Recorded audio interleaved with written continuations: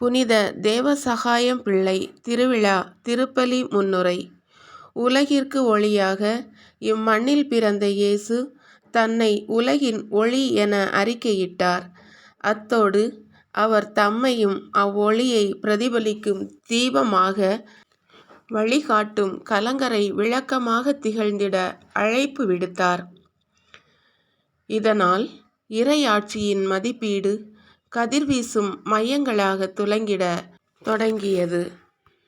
இயேசுவின் இறையாட்சி பற்றிய நற்செய்தி என்பது வார்த்தையில் அறிவிப்பது மட்டுமல்ல, திரு அவையிலும் வாழும் சமுதாயத்திலும் அடக்குமுறைகளை வேரறுத்து அடிமைத்தன அமைப்புகளை அறவே மாற்றி சமநிலை சமுதாயம் உருவாக்குவதில் உள்ளது.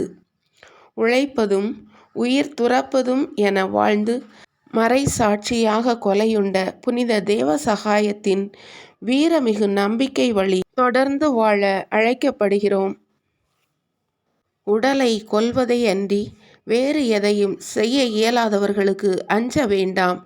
ஆண்டவரின் இந்த வார்த்தைகளை ஆழமாக அனுபவித்தவர் முத்திப்பேறு பெற்ற புனித தேவசகாயம்.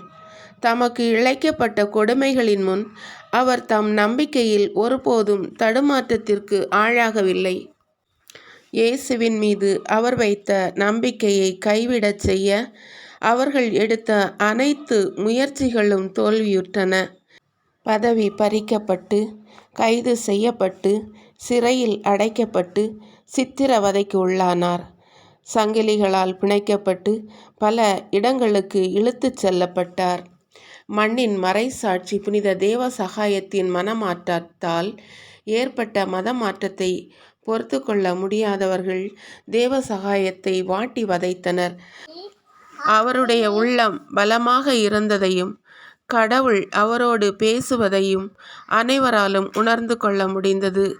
அவருக்குள் ஆழமான நம்பிக்கையும் அற்புதங்கள் செய்யும் ஆற்றலும் வெளிப்பட்டன.